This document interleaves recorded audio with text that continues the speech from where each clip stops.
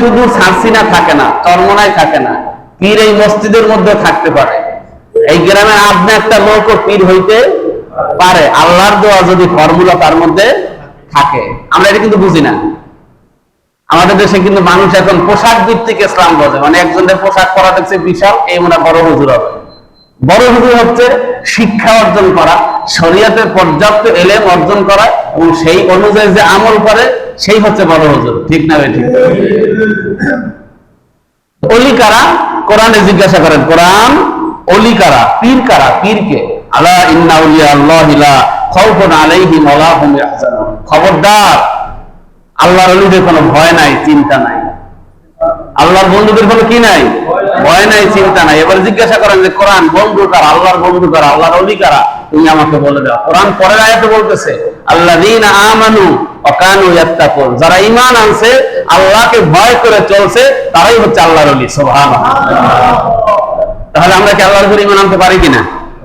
কথা বলেন, আল্লাহকে ভয় করতে পারি কিনা? তাহলে আল্লাহর যে এই দুইটা ফর্মুলা, ঈমান আনবে, আল্লাহকে ভয় করবে, এরাই ওলি। তাহলে এই গ্রামের একজন আবদা মানুষও যদি আল্লাহকে ভয় করে আর আল্লাহর প্রতি খালেস ঈমান আনে, তাহলে নিঃসন্দেহে লোকটা আল্লাহর ওলি, কোনো সন্দেহ নেই। ঈমান আনতে হবে আর আল্লাহকে ভয় করতে হবে, তাহলেই আল্লাহ তাআলা আমাদের উপরে বরকত নাজিল করে দেবেন। লাহুল বুশরা ফিল হায়াতিদ দুনিয়া ওয়াল আখিরাহ। আল্লাহ বলছেন দুনিয়া এবং আখিরাতে তোমাদের জন্য সুসংবাদ, তোমরা যারা আমার উপরে ঈমান এনেছো, আমার উপরে ঈমান এনেছো আর আমাকে ভয় করে চলার নীতি অবলম্বন করেছো। 2 নম্বরে যেই কাজটা করলে আল্লাহর পক্ষ থেকে বরকত আসবে, সেটি হচ্ছে যে কোনো ভালো কাজ করার আগে বিসমিল্লাহ বলে আল্লাহর নামে শুরু করতে হবে। রাজি আছেন না নাই? আন জাবির ইবনে আব্দুল্লাহ আন্নাহু সামিআন নবী সাল্লাল্লাহু আলাইহি ওয়াসাল্লাম ইয়াকুল, হযরত জাবের রাদিয়াল্লাহু তাআলা আনহু বলছেন, আল্লাহর হাবিব থেকে আমি শুনেছি কি, ইযা দাখালা রাজুলু বাইতাহু ফাযাকারাল্লাহু ইনদা দুখুলিহি ওয়া ইনদা তুআমিহি ক্বালা আশ-শাইতান লা মাবিতা লাকুম ওয়া লা আশা। আল্লাহর হাবিব বলেন, যদি কোনো মানুষ ঘরে প্রবেশ করার সময় বলে যে বিসমিল্লাহির রহমানির রহিম, খানা খাবার শুরুতে যদি কেউ বলে বিসমিল্লাহির রহমানির রহিম, তাহলে শয়তান তার সাঙ্গপাঙ্গ যারা আছে তাদেরকে বলে যে এই ঘরে তোমাদের কোনো খাবারও নাই আর এই ঘরে তোমরা থাকতেও পারবে না, পালাও পালাও, ভাগো। সুবহানাল্লাহ। কি বলতে হবে? কি বলতে হবে? বিসমিল্লাহির রহমানির রহিম। ওয়াইযা দাখালা ফালাম ইয়াযকুরিল্লাহা ইনদা দুখুলিহি ক্বালা আশ-শাইতান আদরাকতুমুল মাবিত। যদি কোনো মানুষ ঘরে প্রবেশ করার সময় বিসমিল্লাহ না বলে, শয়তান কয় ঘরটা পেয়ে গেছি, ঘরটা পেয়ে গেছি, এই ঘরে থাকা যাবে। আমাদেরকে দূর করা কোনো যন্ত্র এখানে ফিট করা হয় নাই, মেশিন গান ফিট করা হয় নাই। মেশিন গানের নাম কি? বিসমিল্লাহ। ওয়াইযা লাম ইয়াযকুরিল্লাহা ইনদা তুআমিহি, যখন বান্দা খানা খাইতে বসে বিসমিল্লাহ না বলে, তখন শয়তান বলে আদরাকতুমুল মাবিত ওয়াল আশা, এই আজকে এই ঘরে থাকার জায়গাও যেমন পাইছি, এসি রুম, আবার খাবারের ব্যবস্থা হয়ে গেছে। যখন বিসমিল্লাহ বান্দা বলে নাই, তখন শয়তান তার খাবার অংশগ্রহণ করেছে। এই জন্য সব কাজে বিসমিল্লাহ বলার দরকার আছে না নাই? মানুষের ঘর পড়লে, বাড়ি পড়লে কিছু থাকে, ছাই থাকে, কপাল পড়লে বিশ্বাস করেন কিচ্ছু থাকে না। এই দেশের যারা নেতা নেত্রী, এই দেশের যারা মানে এই দেশের নেতৃত্ব যারা দেয়, তাদের বিসমিল্লাহ শুনলে মনে হয় একদম পশু গাছের সাথে গলায় দড়ি দেয়। ঠিক না বেটি? বিসমিল্লাহির রহমানির রহিম, বিসমিল্লাহির রহমানির রহিম শোনেন না? বিসমিল্লাহ কি আজীব, কি আজীব। মুসলমান সে বিসমিল্লাহটা বলতে পারছে না মানুষের সামনে, মাইকের সামনে দাঁড়ায়, কি আজীব। সাকিব আল হাসান চেনেননি আপনারা? গেল কয় মাস আগে প্রধানমন্ত্রীর সাথে মধুখালী ফরিদপুরে একটা সেমিনার হয়েছে। সাকিব আল হাসান গোটা পৃথিবীতে অলরাউন্ডার, রানের পাহাড়। তার মাগুরা 1 আসন থেকে সংসদ সদস্য নির্বাচিত হয়েছে, নানাবিধ প্রতিভার অধিকারী সাকিব আল হাসান। সে আমাদের গর্ব। গোটা পৃথিবীতে সাকিব আল হাসান আমাদেরকে আমাদের বাংলাদেশের পতাকা দেখাইছে, সন্দেহ নাই। কিন্তু সাকিব আল হাসান সেমিনারে দাঁড়াই বলতেছে বিসমিল্লাহির রহিম। কি বলতেছে? বিসমিল্লাহির রহিম। যেই বাবা মা সন্তানকে উচ্চ শিক্ষা দিল, যেই বাবা মা সন্তানকে শিক্ষা দিল, আপনার খেলাধুলা শিক্ষা দিল, যেই বাবা মা তার সন্তানকে এমপি বানাতে পারলো, যেই বাবা মা তার সন্তানকে আল্লাহর নামের বিসমিল্লাহ শিখাতে পারলো না, ওই সন্তান হাসরের ময়দানে তার জন্য জাহান্নামে যাওয়ার কারণ হবে, তার মধ্যে কোনো সন্দেহ নেই, কোনো সন্দেহ নেই। বিসমিল্লাহির রহিম আমি শুই না, মানে আমার উপর মাথা আসমান ভেঙে বসে, মাথার উপর কি আজীব কথা। বিসমিল্লাহির রহমানির রহিম, এটা হিন্দুরাও পারে। মুসলমান যদি আল্লাহর নামটা নাম নিতে না পারে, এর চাইতে কষ্টে, এর চাইতে লজ্জাদায়ক, এর চাইতে বেদনাদায়ক আর কিছু হতে পারে? বলেন আপনারা। আপনার সন্তানকে শিখাবেন, বাবা সব কাজে তুমি বলবে বিসমিল্লাহির রহমানির রহিম। যদি আল্লাহর নামে শুরু করো তাহলে আল্লাহর পক্ষ থেকে বরকত আসবে, এটা আল্লাহ এবং তার রাসূলের ওয়াদা। ভুল হবার, মিস হবার কোনো সম্ভাবনা নেই। 3 নম্বরে যেই কাজটা করলে বরকত আসবে, আযান হবার সাথে সাথে মসজিদে চলে আসতে হবে, তাহলেই আমার মালিকের দরবার থেকে আপনার উপর আমার উপরে বরকত নাযিল হবে। সুবহানাল্লাহ। এ কথা আমি বলি নাই, কোরআন বলছে। ওয়া'মুর আহলাকা বিস-সালাত, হে নবী আপনি আপনার পরিবার পরিজনদেরকে নামাজের নির্দেশ দেন। অস্তাবির আলাইহা, নিজেও নামাজের উপরে অটল থাকেন। লা নাসআলুকা রিজকা, আমি আপনার কাছে রিজিক চাইবো না, চাই না, চাইবো না। মুজারে সিগা, বর্তমান ফিউচার, বর্তমান ভবিষ্যৎ, দুইটা কাল বোঝায়। মুজারে আরবিতে গ্রামার। চাই না, চাবো না। নাহনু নারযুকুক, আমি রিজিক এখন দিতেছি, ভবিষ্যতেও আপনাকে আমি আল্লাহ অপরন্ত রিজিক দান করে দেবো। সুবহানাল্লাহ। কি করতে হবে? কথা বলেন, কি করতে হবে? নামাজ পড়তে হবে। কিসের বিসমিল্লাহ? নামাজ পড়তে হবে। কি পড়তে হবে? নামাজ। আযান হওয়ার সাথে সাথে মসজিদ ভরে ফেলতে হবে, তাহলে মালিকের বরকত আসবে। মানুষ কতটা অহংকারী, মানুষ কতটা ডিক্টেটর হয়েছে আপনি চিন্তা করেন। কি পরিমাণ দাম্ভিক। 43-44 ডিগ্রি সেলসিয়াস সূর্যের তাপমাত্রা চলতেছে, এরপরও কিছু নাফরমান মসজিদে একবার আসতে পারবো না। ঠিক না ভাই? ঠিক। একটাবারও পারলো না, যেখানে আইসা আমরা আল্লাহ কিছু সেজদা দিই, যে আল্লাহ সব কিছু পুড়ে যাচ্ছে, সব শেষ হয়ে যাচ্ছে, মালিক তুমি ঠান্ডা করে দাও, আল্লাহ তুমি আমাদের উপর রহম করো। একটা বার একটা সেজদা দিতে পারলো না, একটা বেলার জন্য মসজিদে আসে না। কত বড় নাফরমান, কত বড় অহংকারী। আর তোরা কত বড় অহংকারী, তোদের চাইতে বড় বড় অহংকারীদেরকে আল্লাহ তাআলা দুনিয়াতে শেষ করে দিয়েছেন। আমেরিকা দেখেন নাই, গত 1 সপ্তাহে আপনার যুক্তরাষ্ট্রে 4-5 বার ঘূর্ণিঝড় হয়েছে, টর্নেডো হয়েছে, 100 মাইলের পর মাইল সব লন্ড ভন্ড করে দিয়েছে। সভ্যতার এক উল্লেখযোগ্য দেশ যুক্তরাষ্ট্র, তাদের সবকিছু মাটির সাথে মিলেমিশে একাকার হয়েছে। আল্লাহ যখন গজব দিবেন, তোমার কোন প্রযুক্তি কাজে লাগবে না। একমাত্র মালিককে সেজদা দেওয়ার ভিতরে আছে মানুষের কল্যাণ। এই আবহাওয়ার জন্য মানুষ যা করুক, আল্লাহ কিছুই দেন নাই। এর চাইতে সৌদি আরবে এখন রানিং, সৌদি আরবে বেশি সূর্যের তাপমাত্রা, সেই পরিমাণ আল্লাহ আমাদেরকে এখনো কিছুই দেন নাই। আল্লাহ যদি পোড়াই দিতে চান, কোনো পানি ছিটাইয়া লাভ হবে না। ঠিক না বেঠিক? ওই কৃত্রিম বৃষ্টিতে তোমার কলিজা ঠান্ডা হবে না, আমার মালিক যদি ইচ্ছা করে। এই জন্য চাইতে হবে কার কাছে? আল্লাহর কাছে। আমার মালিক আল্লাহুম্মা সাইয়্যিবান নাফিয়া, আল্লাহ তুমি আমাকে, আমাদেরকে উপকারী বৃষ্টি দান করো। যদি আল্লাহ দেন তাহলে এটা আমাদের কপাল, আমাদের সুনসিব, ভাগ্য, কি বলে সৌভাগ্য। আর যদি না দেন তাহলে বুঝতে হবে মালিকে জুলুম করেন নাই, আমার গুনার কারণে, আমার জুলুমের কারণে, আমার সুদের কারণে, আমার ঘুষের কারণে, আমার গালিগালার কারণে, আমার কাজাকাজির কারণে, আমার নামাজ ত্যাগ করার কারণে আজকে এই অবস্থা হয়েছে। ঠিক না বেঠিক? আল্লাহ আমার উপরে জুলুম করেন নাই, আমি জুলুম করেছি। কোরআন তাই বলেছে। কোরআনে অসংখ্য জায়গায় আল্লাহ বলেছেন তুমি তোমার উপরে জুলুম করেছো। এই জন্য হযরত আদম আলাইহিস সালামকে আল্লাহ দোয়া শিখাইলেন দুনিয়াতে আসার পরে। দোয়া করো কি? রব্বানা যালামনা, বলেন রব্বানা যালামনা আনফুসানা। অর্থ কি? হে আল্লাহ, আমি আর হাওয়া আমরা আমাদের নফসের উপরে জুলুম করেছি, আমাদের উপরে, আমাদের নিজেদের উপরে আমরা জুলুম করেছি, আপনি জুলুম করেন নাই। কারণ আপনি বলছিলেন গাছের কাছে যাইও না, শয়তানের প্ররোচনায় আমরা গিয়ে ফল খাইছি, এই জন্য কিসমত খারাপ হয়ে গেছে। ঠিক না বেঠিক? এই জন্য রব্বানা যালামনা আনফুসানা, এটা বাবা আদমের দোয়া না, এটা সারা পৃথিবীর মুসলমানের দোয়া। প্রতিনিয়ত রব্বানা যালামনা, এই আমার মালিক আমি আপনার সামনে জুলুম করেছি, অন্যায় করেছি, এটাই দোয়া। 4 নম্বরে যেই কাজটা করলে আমাদের উপরে আল্লাহ তাআলা বরকত নাজিল করবেন, সেটি হচ্ছে কোরআনের সাথে মহব্বত বাড়াতে হবে। কোরআনের সাথে কি করতে হবে?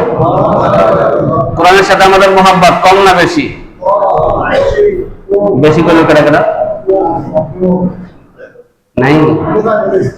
কোরআনের সাথে মহব্বত আমাদের নেই। আল্লামা সাইদি বলতেন, কমন সেন্সের সেন্স বাদ দিয়া, কমন বাদ দিয়ে শুধু যে সেন্সও থাকে, স্বাভাবিক জ্ঞান যাদের আছে, 30 পারা কোরআন শরীফে 6666 বা কম বেশি আয়াত যা আছে, আমাকে 5 ওয়াক্ত নামাজ, রোজার মাসে 30টা রোজা, একটু হজ করা, একটু যাকাত দেওয়া, এই 4-5টা কাজ করতে এই 6000 আয়াত লাগতো আল্লাহ? আমি মনে কথা বুঝাইতে পারি না। 4-5টা কথা বলতে তো 4-5টা আয়াতই দরকার হয়, অথচ আয়াত দেশে কত? 6666 বা এর চেয়ে কম বেশি আছে, ইখতিলাফ আছে। 6000 আয়াত আল্লাহ দিলেন কেন? কি মেসেজটা আমার মালিকে দুনিয়াতে আসার পরে আমাকে কি মেসেজটা দিলেন? একবারও আমার মনে প্রশ্ন কেন জাগলো? কত কথা 6000 আয়াতে কওয়া যায়, আপনি নিজেকে জিজ্ঞাসা করেন, একবারও আমার মনে প্রশ্ন জাগলো না। 6000 কথা আল্লাহ বলেছেন, কত মেসেজ আল্লাহ দিয়েছেন, কত ধমকি আল্লাহ দিয়েছেন, কত সুসংবাদ আল্লাহ দিয়েছেন, কত দৃষ্টান্ত আল্লাহ দিয়েছেন, একবারও কি আমাকে নিজেকে জিজ্ঞাসা করছি? ওয়াহাদা কিতাবুন আনজালনাহু মুবারাকুন, এই কিতাবটা হচ্ছে মুবারক। এটা সুবহানাল্লাহ বলেন। আল্লাহ বলতেছেন, আল্লাহ তার কুদরতি মুখ দিয়ে বলতেছেন, ওয়াহাদা কিতাবুন আনজালনা, আমি যে কিতাব নাযিল করেছি আমার পুরো কিতাবটাই হচ্ছে মুবারক, পুরো কিতাবটাই হচ্ছে বরকতে ভরা। সুবহানাল্লাহ। ফাত্তাবিউহু, তোমরা এই কিতাবের অনুসরণ করো। ওয়াত্তাকুহু, আল্লাহকে ভয় করো। লাআল্লাকুম তুরহামুন, হতে পারে তোমরা রহমত প্রাপ্ত, করুণা প্রাপ্ত হবে আল্লাহ থেকে। কোরআন এই জাতির যত কারণে কপাল পড়ছে, যত কারণে পৃথিবীর মানে ইহুদি খ্রিস্টানরা আমাদেরকে মারে, তার যত কারণ আছে, তার প্রধান কারণ হলো জাতি আজ পর্যন্ত বুঝলো না যে কোরআন কেন দুনিয়াতে আসছে, কোরআনে আল্লাহ কি বলতে চাইছে, আমাকে কি করতে হবে, এইটা জাতি বুঝলো।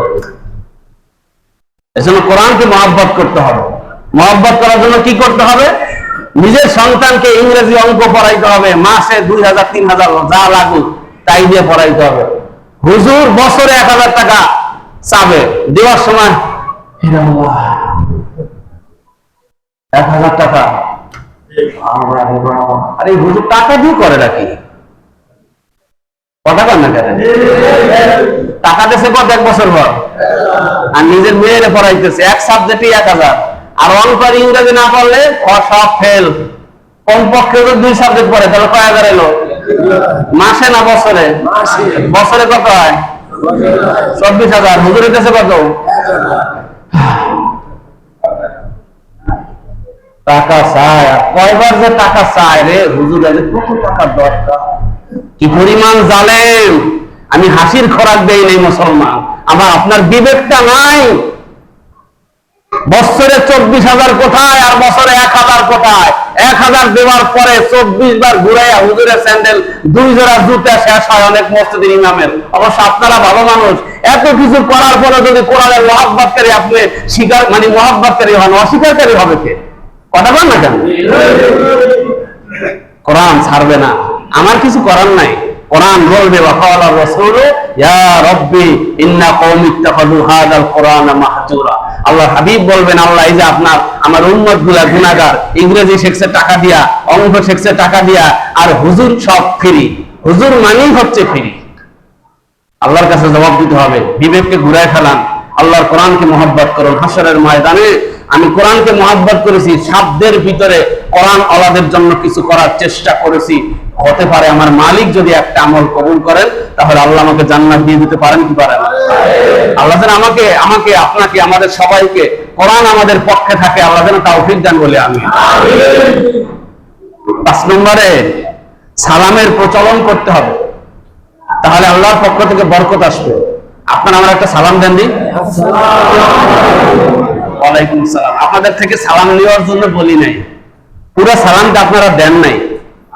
পুরা সালামটা হচ্ছে আসসালামু আলাইকুম ওয়া রাহমাতুল্লাহি ওয়া বারাকাতুহু, এইভাবে হাদিসে আছে। এখন আমি উত্তর দেবো কি, ওয়াইদা হাইয়াতুম বিতাহিয়াতিন ফাতাহাইয়ু বিআহসানা মিনহা আও রুদ্দুহা। যখন তোমাদেরকে সালাম দেওয়া হয় তখন তোমরা হয় অনুরোধ দাও, না তার থেকে কিছু বেশি শব্দ বাড়ায় দাও। আমি বলবো ওয়া আলাইকুমুস সালাম ওয়া রাহমাতুল্লাহি ওয়া বারাকাতুহু ওয়া মাগফিরাতু ওয়া জান্নাতু, বিভিন্ন শব্দ আছে হাদিসে, বিভিন্ন কিতাবে আছে, বিভিন্ন ঐতিহাসিকরা বলেছেন। তো এইভাবে শব্দ বাড়ালে কি হবে, দোয়া করা হবে। তো কমপক্ষে হাদিসে যেটা একদম মাশহুর ভাবে আছে, ওয়া আলাইকুমুস সালাম ওয়া রাহমাতুল্লাহি ওয়া বারাকাতুহু। প্রথমে আপনি আমার বললেন যে তোমার উপরে আল্লাহর শান্তি বর্ষিত হোক, রহমত বর্ষিত হোক, আর আল্লাহর বরকত বর্ষিত হোক আল্লাহর পক্ষ থেকে। আপনি আমার জন্য কি করলেন, দোয়া করলেন না বদদোয়া করলেন? দোয়া করছেন না?